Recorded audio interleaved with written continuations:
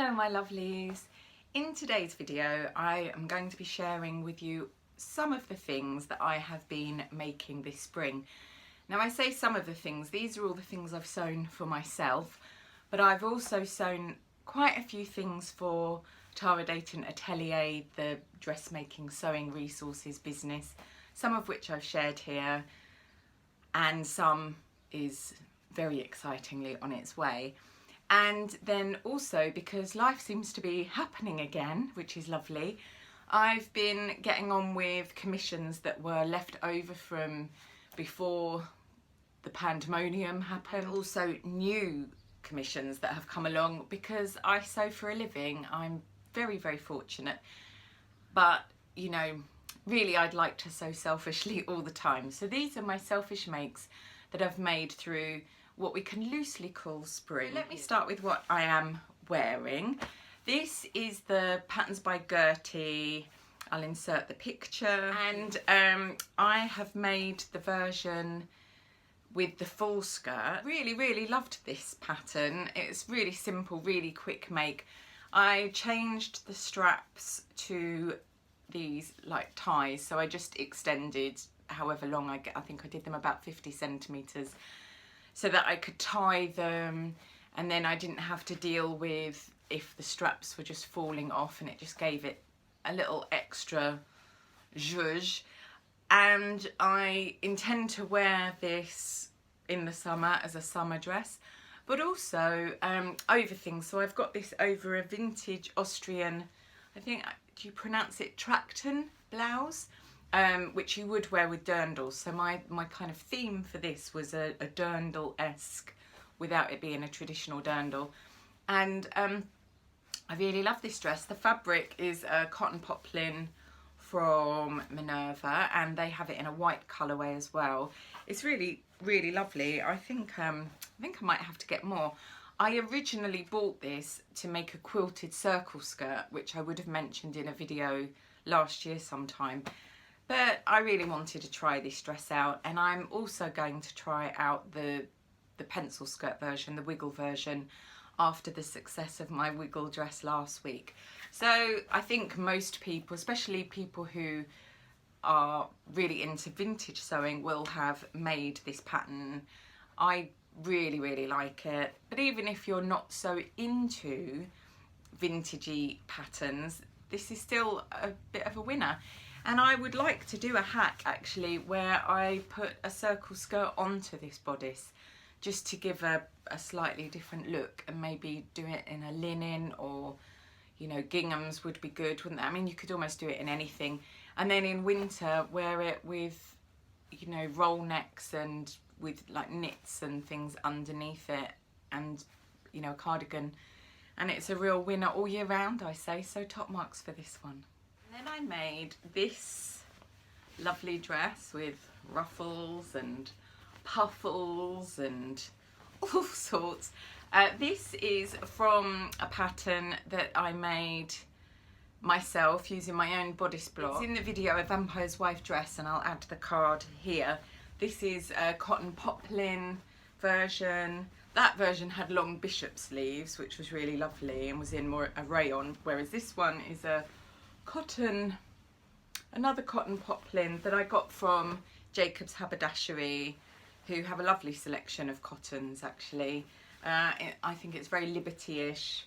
I really, really do love this dress. I'm about to make another one, I think. And there's so many things I want to make, and you know, I've said this to you so many times before, but when I find something that works, I just tend to get overexcited and want to make it a million gazillion times.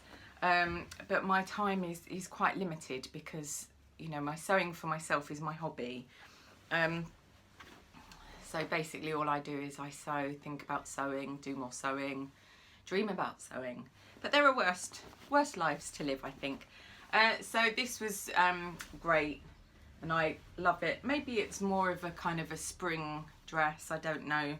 But I'm certainly going to be wearing it a bit more. So the next things that I wanted to share with you are these two dresses. I'm not going to go on too long about them, other than I think that they're brilliant. They're this pattern by Gertie, and the last couple of videos I did were all about making both versions, so I have discussed them in detail for you. Really pleased with this, and I definitely want to do more of the patterns by Gertie because I've been really impressed with her patterns. The reason I really like these patterns by Gertie is the proportions.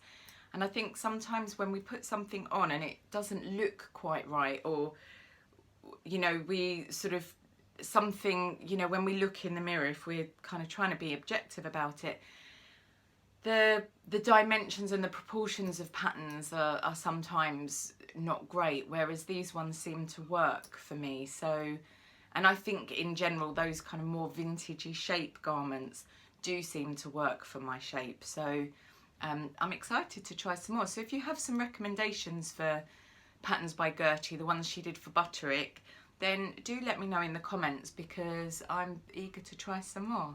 The next two things I designed to be made together, but I did two separate videos which I will link somehow. And the first one was this 1940s blouse.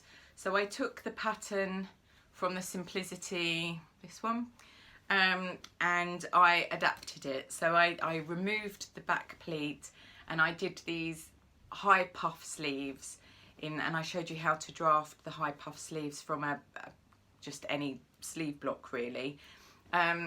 Absolutely love this blouse, and I've recently got quite a few lovely vintage fabrics, so I'm sure in there'll be something to make this vintage blouse. And this lovely Pima cotton, which is just slightly denser than a lawn, but it's not, it's only sort of like a step up from a lawn really, it's not near a poplin. Got this again from Jacob's Haberdashery, and they had lots of lovely Pima cottons. Originally I wanted to make a green skirt to go with this, or maybe some kind of like burgundy or something. This was an outfit for early spring, maybe, you know, before really it was sunshiny, and I made, but I didn't find any, and you know it's tricky online in terms of if you want something to feel a certain way and be a particular colour, sometimes you just can't tell, you know, in virtual land, can you, what's on your computer screen. I did an adaptation of a pencil skirt, so it had these little pleats at the front, which is great if you're a little bit tummy-fied like I am. And it was based off of a skirt that Dita Von Teese wore. I feel like saying it's based off of one of Dita's skirts makes me think like I'm her friend, and I'm not, sadly. So not particularly exciting. It's in a sort of a linen blend, but really this was a sort of an experiment and a toile, and I was playing around with doing a better waistband because one of my resolutions way back when was to attend to my waistbands and do them properly, and I feel like I'm coming on leaps and bounds in terms of waistband magic. I wear this all the time, so I definitely need to pick up fabric once I start going to my fabric haunts in London, and it only takes up about like a metre of fabric, so you can get something really lovely and make something super special. Final make that I want to share with you today is this one, which I am so pleased with. It's a lovely cotton poplin with this very pretty dainty vine leaf pattern all over it. I made the little covered buttons, and this is the McCall's. I'll put the pattern in here for you. It's not often that I buy especially modern patterns that are trendy, which this one seems to be a little bit popular, but it's a great pattern and you can style it in quite a vintage way. It's really comfortable. I think it's just ever so slightly too big for me, but you know, I think bring on the picnics, bring on the Aperol spritz, I'm there. And also pochettes, which is great. So yeah, a very successful make, very pleased with it.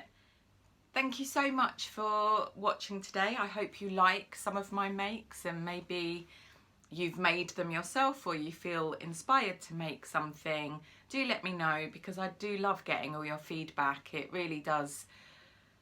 It's made this experience of making videos and talking to a phone really, really enjoyable, far more enjoyable than I ever thought it would be. And I really appreciate you taking the time and subscribing and just supporting me and my channel and my sewing adventures. It's lovely to know that you're having your sewing adventures too. Next time I'm going to be pattern cutting and sewing the 40s bondage dress, which is not really a 40s bondage dress, but that name just somehow won't get out of my head, so that's what I'm calling it. So until then, I hope you have a fabulous week. Until next time, take care my lovelies and happy sewing. See you soon. Bye.